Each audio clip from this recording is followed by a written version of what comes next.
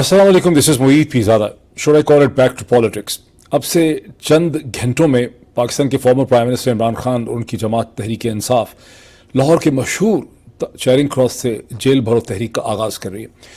ये जेल भरो तहरीक के बुनियादी मकासद क्या हैं, ये किस तरह से तहरीक इंसाफ की मदद करेगी, किस तरह से ये हुकूमत पर प्रेशर बढ़ा सकती है, और जिस वक्त में ये तहरीक लॉन्च की जा रही है उस वक्त बाकी पॉलिटिक्स कहाँ पे खड़ी है, इसके हवाले से चंद क्विक कमेंट्स मुझे करने हैं। सबसे पहले तो इसका एक तारीखी जायज़ा लेना बहुत ज़रूरी है कि जेल भरो तहरीक जो है, बरसग़ीर में इसका बहुत दफ़ा इस्तेमाल किया गया। 20वीं सदी में कांग्रेस ने और ख़ुद महात्मा गांधी ने, मोहनदास करमचंद गांधी ने इसका इस्तेमाल किया। कई दफ़ा इसको कांग्रेस को इसमें कामयाबी हासिल हुई और बरतानवी साम्राज्य की हुकूमत बहुत ज़्यादा दबाव का शिकार हुई, और बहुत दफ़ा कांग्रेस को इसमें कामयाबी हासिल नहीं हो सकी और बरतानवी साम्राज्य ने काउंटर टैक्टिक्स के ज़रिए इसका मुकाबला किया और कोई बहुत ज़्यादा खातर का कामयाबी नहीं हो सकी।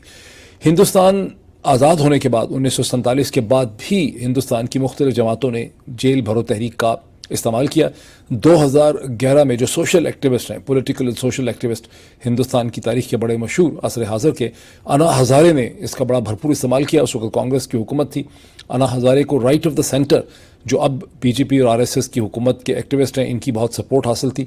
और जो कांग्रेस की हुकूमत थी उसने कॉम्प्रोमाइज़ किया और जो मुतालबा था अन्ना हज़ारे का उसे उन्होंने तस्लीम किया। लेकिन जब बाद में 2016 या 17 के अंदर अन्ना हज़ारे ने जेल भरो तहरीक का इस्तेमाल करना चाहा तो इसमें उनको कोई बहुत ज़्यादा कामयाबी नहीं हुई। बुनियादी कॉन्सेप्ट क्या है जेल भरो तहरीक का? बुनियादी कॉन्सेप्ट यह है कि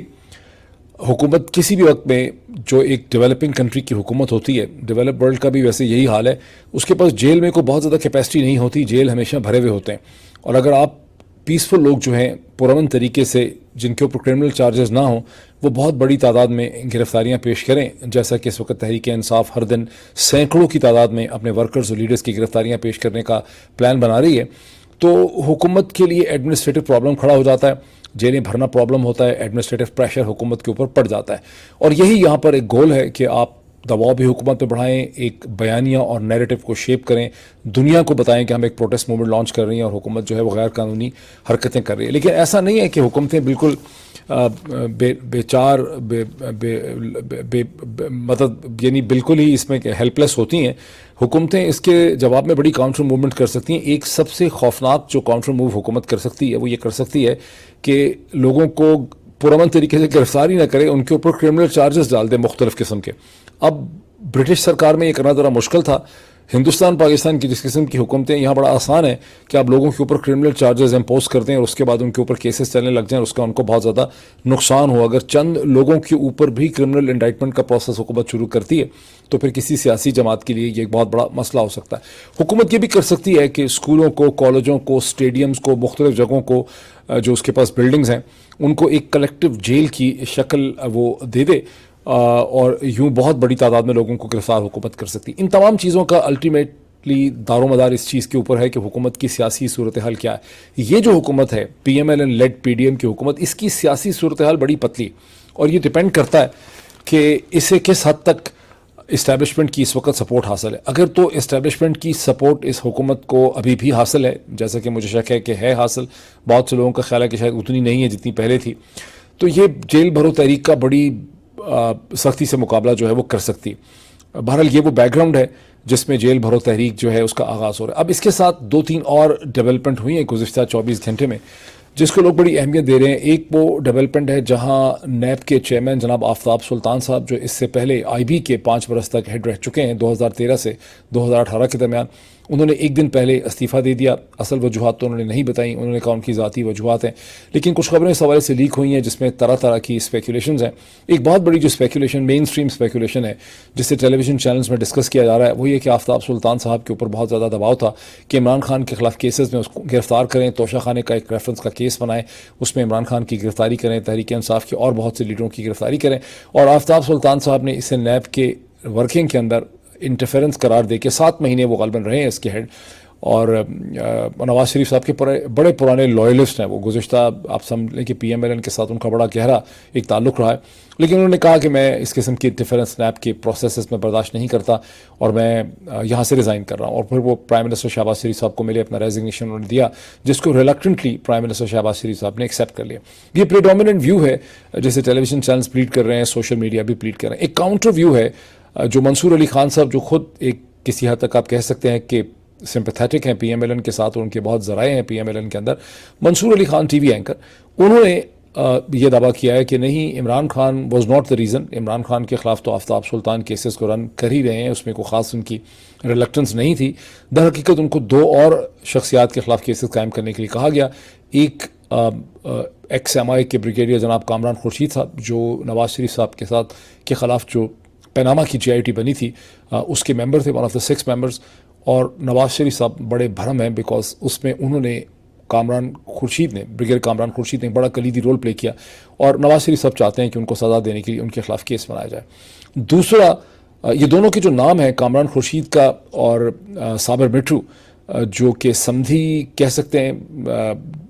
ex army chief general Qamar Javed Bajwa के साहिबजादे, जो बड़े साहिबजादे हैं, उनकी शादी साबिर मिट्टू साहिब की साहिबजादी महानूर के साथ हुई हुई। तो अब इन दोनों के नाम नहीं बताए हैं मंसूर अली खान साहब ने। मंसूर अली खान साहब ने कहा कि उनका जो सोर्स है नैब में, उसने दोनों के इनिशियल दिए हैं, KK और SM, और उससे ये उन्होंने नतीजा निकाला कि ये 2 शख्सियात हैं। ये हैं या नहीं है, बहरहाल ये मंसूर अली खान साहब का एक पर्सपेक्टिव है जो खासा चल रहा है। और इस हवाले से एनकीडो, जो एक बहुत ही प्रोमिनेंट मिस्टीरियस ट्विटराची हैं, जो समझा जाता है, आम उनके बारे में जानता तो कोई नहीं कि एनकीडो कौन है, लेकिन एनकीडो के बारे में एक आम तासुर है कि एनकीडो एक एक्स सीनियर आर्मी ऑफिसर हैं, गालिबन एयरफोर्स ऑफिसर है, और वो अंदर की बड़ी खबर लाते हैं बिकॉज अंदर के लोगों के साथ उनकी बड़ी उनकी कनेक्टिविटी है। एनकीडो ने मंसूर अली खान का पर्सपेक्टिव दिया भी है कि मंसूर अली खान ये कहते हैं, और एनकीडो ने यह भी कहा है कि यह बात सही नहीं है। दूसरी वाली बात जो मेन स्ट्रीम पर्सपेक्टिव है कि इमरान खान के खिलाफ केसेस को रिफ्यूज़ किया है आफ्ताब सुल्तान साहब ने, वो बात सही है। अब जहन में ये भी बात आती है कि आफ्ताब सुल्तान साहब नवाज शरीफ साहब के बहुत लॉयलिस्ट रहे हैं, और 5 बरस जो वो उन्होंने IB को हेड किया, तो उन्होंने आर्मी की बड़ी टैपिंग की, फ़ोन टैपिंग की उन्होंने। इनफैक्ट आफ्ताब सुल्तान साहब बहुत पढ़े लिखे, one of the most celebrated police officers. पढ़ाई लिखाई पुलिस वाले कम ही करते हैं CSS में आने के बाद, लेकिन उन्होंने कैम्ब्रिज से भी लॉ के हवाले से उन्होंने डिग्री ली। उसके बाद उन्होंने यूनिवर्सिटी ऑफ एडिनबरा से भी मज़ीद कोर्सेज उन्होंने लिए, और ख़ासे पढ़े लिखे आदमी हैं, हमेशा बड़े रिस्पेक्टेड पुलिस ऑफिसर्स रहे हैं। इमरान खान के ख़िलाफ़ रहे हैं, इस्टेब्लिशमेंट के ख़िलाफ़ उन्होंने रोल प्ले किया 2013 और 2018 के दरमियान में, जब IB को हेड करते थे। यही वो टाइम पीरियड था जिसमें IB को ब्रिटिश मदद से बहुत ज़्यादा मॉडर्नाइज़ किया गया, उसको बहुत सी नए गैजेट्स, एप्लीकेशन खर्चा वगैरह किया गया, उसकी कैपेसिटीज़ को बीफअप किया गया, और IB को एक काउंटर इंटेलिजेंस एजेंसी के तौर पे इस्तेमाल किया गया, जिसने army officer, senior army officers की भी कॉन्वर्जेशन को टैप किया। ये एक ऐसी चीज़ है जो पाकिस्तान में कभी हुई नहीं इससे पहले कामयाबी से। और उन्होंने उस वक्त जो DG ISI थे जनाब ज़हीरुल इस्लाम साहब, उनकी कॉन्वर्जेशन भी टैप की। लेकिन उतना ही नहीं है, अक्सर आपको जिक्र यही मिलेगा सोशल मीडिया में कि ज़हीरुल इस्लाम साहब की कॉन्वर्जेशन टैप की और फिर नवाज़ शरीफ साहब को दी, जो कि नवाज़ शरीफ साहब ने जनरल राहील शरीफ साहब को, आर्मी चीफ को सुनाई और बड़ा शर्मिंदा उनको किया। लेकिन वो इन रूटीन, जो मेरी जो इन्फॉर्मेशन है कि इन रूटीन आर्मी की उन्होंने कॉन्वर्जेशन जो हैं वो टैप की। तो इस वक्त आफ्ताब सुल्तान साहब की क्या मसलहत होगी कि उन्होंने इमरान खान के ख़िलाफ़ केसेस करने से इनकार कर दिया, गिरफ़्तार करने से इनकार कर दिया। थोड़ा सा ये अचंबा सा है, ये क्लियर नहीं है। और साबिर मिट्टू, जो कि जनरल कमर जावेद बाजवा के बहुत करीब हैं, उनके एक तरह से बिज़नेस पार्टनर भी समझे जाते हैं, उनके ख़िलाफ़ अलबत्ता वो केस करने से यकीनी तौर पे इनकार कर सकते हैं। इसी तरह से बगैर कामरान खुर्शीद के ख़िलाफ़ केस करने से भी वो इनकार कर सकते हैं। बट सिचुएशन बिल्कुल भी क्लियर नहीं है। मेरा ख्याल है ये इतनी बड़ी डेवलपमेंट नहीं है इस वक्त। जो प्रिंसिपल हमारा पॉलिटिकल इशू है उस हवाले से ये ठीक है, ये एक इंपॉर्टेंट डेवलपमेंट हो सकती है, लेकिन जो इससे कहीं ज़्यादा इंपॉर्टेंट डेवलपमेंट, जब जेल भरो तहरीक के आप पैसे मंजर की तरफ देखते हैं, तो बहुत ज़्यादा इंपॉर्टेंट डेवलपमेंट वो है जहाँ election commission of Pakistan, PDM, PMLN और बार एसोसिएशंस और सुप्रीम कोर्ट के एक धड़े के दरमियान हमें एक नेक्सस जो है वो नज़र आ रहा है। अब इस सारी चीज़ का ताल्लुक इस चीज़ से है कि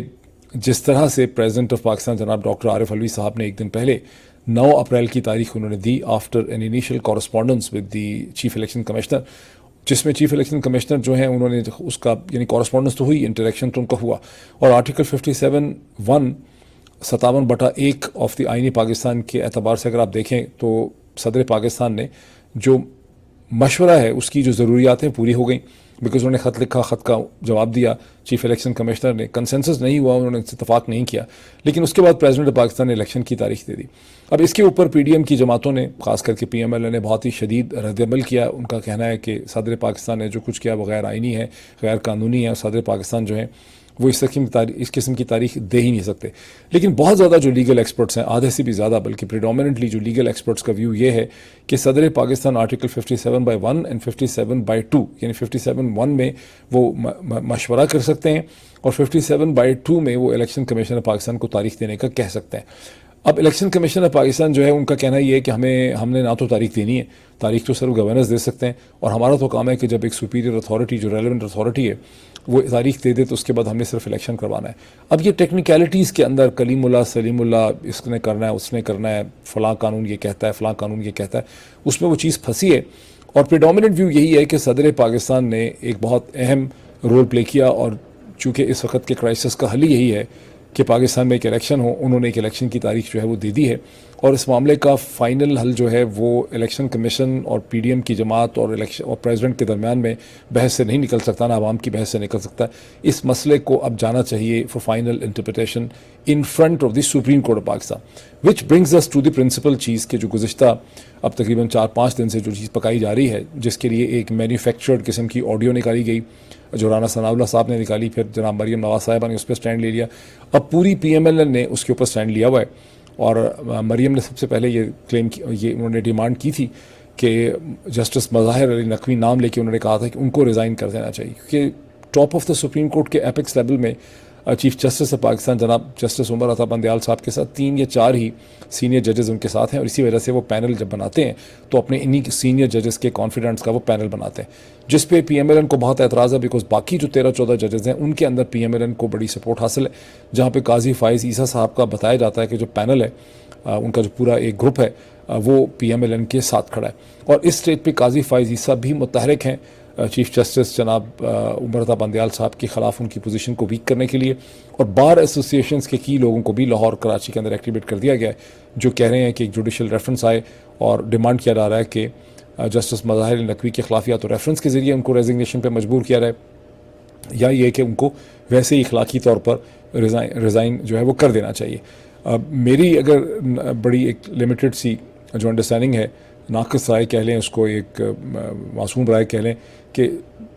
जस्टिस मज़ाहिर अली नकवी को in the larger interest of Pakistan and आईन पाकिस्तान खामोश रहना चाहिए, उनको ना तो रिज़ाइन करना चाहिए। जहाँ तक रेफरेंस का ताल्लुक है, कोई रेफरेंस कामयाब नहीं हो सकेगा, रेफरेंस को महीनों हफ्ते यहाँ पे लगते हैं, और काजी फाइज़ ईसा साहब के ख़िलाफ़ जो रेफरेंस था वो इसके मुकाबले में कहीं ज़्यादा स्ट्रॉन्ग रेफरेंस बनता था असूली तौर पर, बिकॉज एज अ जज, as future chief justice of Pakistan, उन्होंने बहरहाल अपनी बीवी की प्रॉपर्टीज़ को शो नहीं किया हुआ था, और जो उसकी उज़र दिए गए, एक्सक्यूज़ दिए गए, डिफरेंट किस्म की चीज़ें निकाली गई, वो बड़े कमज़ोर किस्म के एक्सक्यूज़ थे, वो सारी पॉलिटिक्स थी। यहाँ पर भी इस वक्त सारी की सारी पॉलिटिक्स हो रही है। जो ऑडियो लीक निकाली गई है उसकी कोई ऑथेंटिसिटी किसी को नहीं पता, उसकी अहमियत भी बहुत सस्पेक्ट है। जिन सिविल सर्वेंट के हवाले से परवेज़ इलाही की कॉन्वर्जेसन है, उनके लिए कोई रेफरेंस सुप्रीम कोर्ट के सामने आया ही नहीं है। तो एक बहुत कमज़ोर किस्म का केस है, और एक बड़ी नंगी वायलेंट एग्रेसिव किस्म की पॉलिटिक्स जो की जा रही है against the supreme court of Pakistan, against the chief justice and against the brother जजेस, जिसका मकसद सिर्फ ये है कि सुप्रीम कोर्ट ऑफ पाकिस्तान को 90 दिन के अंदर इंतखाबात वाली पोजीशन से देने से रोका जाए, जिसका PMLN को पहले ही बहुत बड़ा खदशा लगा हुआ था, और प्रेसिडेंट इसके हवाले से फैसला कर सकते हैं। ये चीज़ कोई ढकी छुपी नहीं रही होगी PMLN के सोचने वालों से, उनके स्ट्रेटेजिक थिंकर से। तो अब चूँकि प्रेसिडेंट की चीज़, इसीलिए आपने देखा कि अभी तक सुप्रीम कोर्ट ऑफ पाकिस्तान के सामने इलेक्शन कमीशन पाकिस्तान की पोजीशन ये है कि वो प्रेसिडेंट ने जो कुछ नोटिफिकेशन किया है वो उसका जायज़ा ले रहे हैं। जायज़ा लेने के लिए वो कंसल्ट करेंगे attorney general of Pakistan AGP को, उसके अलावा 2 कॉन्स्टिट्यूशनल एक्सपर्ट्स को वो कंसल्ट करेंगे। ये जो दिन शुरू हो रहा है वेडनेसडे, अब आज के दिन में कंसल्ट करेंगे, और वो वक्त बाय कर रहे हैं। लेकिन सुप्रीम कोर्ट ऑफ पाकिस्तान के सामने कोई पिटिशन या एप्लीकेशन लेकर इलेक्शन कमीशन पाकिस्तान नहीं गया। उसकी वजह यह है कि उन्हें इस स्टेज पे ये अंदाज़ा नहीं है कि सुप्रीम कोर्ट पाकिस्तान से उन्हें रिलीफ मिल सकेगी या नहीं मिल सकेगी। सुप्रीम कोर्ट पाकिस्तान का जो मूड और टेनर रहा है, टोन एंड टेनर रहा है गुज़िश्ता चंद दिनों में, उसको देखें तो यही लगता है कि PMLN को 90 दिन वाली लिमिट के हवाले से कोई रिलीफ नहीं मिल सकेगी। और उसकी वजह बड़ी क्लियर है, नून का जो फेयर इनसिक्योरिटी है और जो उनकी इस वक्त डेस्परेशन है, उसकी अंडरस्टैंडिंग बहुत मुश्किल नहीं है। उसकी वजह यह है कि ये तो एक बड़ी एक्सेप्टेड किस्म की लीगल इंटरप्रिटेशन है कि जब असम्बलियाँ तहलील होंगी, जब भी तहलील हो नेशनल असम्बली, प्रोविंशियल असम्बली, तो 90 दिन के अंदर अंदर आपको आम इंतखाबात कराने होंगे और आम इंतखाबात के लिए एक केयर टेकर सेटअप जो है वो बनेगा। इस केस में गवर्नर्स ने केयर टेकर सेटअप तो बनाया है लेकिन आम इंतखाबात की तारीख नहीं दी है। ये है भी कॉन्ट्रडिक्शन बहुत बड़ी कि आपने आइन आधी चीज़ पे काम किया, आधी चीज़ पे काम नहीं किया। जो आपके मतलब की चीज़ थी वो आपने कर ली है लेकिन दूसरी चीज़ के ऊपर आपने काम नहीं किया। तो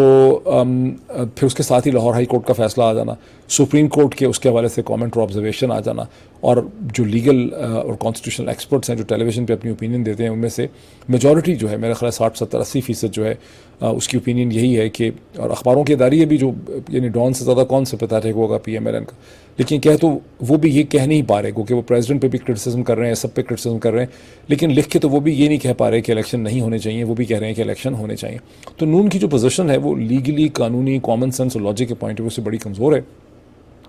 और इस कमज़ोर पोजीशन को वो ताकत के बेदरगा इस्तेमाल के ज़रिए फ़िक्स करना चाह रहे हैं। और इस वक्त उनकी कोशिश यही है कि सुप्रीम कोर्ट ऑफ पाकिस्तान जो है उसको इतना अंडर प्रेशर लाया जाए कि सुप्रीम कोर्ट के सामने अगर ये केस आए, या तो सुप्रीम कोर्ट इस केस को ले ही ना, या सुप्रीम कोर्ट के पास केस आए और सुप्रीम कोर्ट इसका फ़ैसला ना करे और इसे लटका दे। ये पाकिस्तान की जो कानूनी जुडिशल हिस्ट्री है उसमें ये चीज़ बहुत पुरानी तारीख़ है उसकी, और पुरानी तारीख़ ये है कि आप फ़ैसला ही ना करवाएं अदालत से, आप किसी भी चीज़ को इतना लटका दें कि उस पर फ़ैसला हो ही ना, और इतना लटका दें कि जो असल चीज़ है उसकी अहमियत जो है वो ख़त्म हो जाए। तो इस वक्त नून यही कुछ करने की यहाँ पे कोशिश कर रही है। तो ये वो सारा बैकग्राउंड और सर्कमस्टांसेस हैं जिसमें इमरान खान जेल भरो तहरीक से PDM की हुकूमत के ऊपर अपना दबाव बढ़ाने की कोशिश कर रहे हैं। फ़ाइनल फ़ैसला फिर भी इस्टेब्लिशमेंट के पास रहेगा जिसका हमें नहीं पता। Someone very close to establishment, जिनके बहुत सोर्सेज हैं वहाँ पे, बहुत ही रिलायबल ने मुझे चंद दिन पहले कहा कि इस्टेब्लिशमेंट ने असूली तौर पे ये फ़ैसला किया है कि हमें इस सूरत हाल से अपने आप को निकालना चाहिए और पाकिस्तान को एक आम इंतखाबात की तरफ चले जाना चाहिए, जैसे कैसे भी वो इंतखाबात हों, एक अलग इशू है। लेकिन ये जो सिम्टम्स हैं, बात सुनने में बहुत अच्छी लगती है, यानी दिल चाहता है कि इस पर यकीन करें, लेकिन जो सिम्टम्स हमारे सामने उसमें कोई ऐसी चीज़ हमें होते नज़र नहीं आ रही, बिकॉज ये सारा कुछ जो सुप्रीम कोर्ट के ऊपर हमला किया जा रहा है, अगर इस्टेब्लिशमेंट की सपोर्ट नहीं हासिल है PMLN को, तो ये जिस किस्म के एग्रेसिव हमले किए जा रहे हैं ये भी मुश्किल ही हों, इनका होना भी मुश्किल लगता है। तो ये वो सूरत हाल है। लेट्स सी कि अब ये जो जेल भरो तहरीक शुरू हो रही है अब से तकरीबन 3-4 घंटे में, ये किस किस्म का प्रेशर जनरेट करती है। Thank you.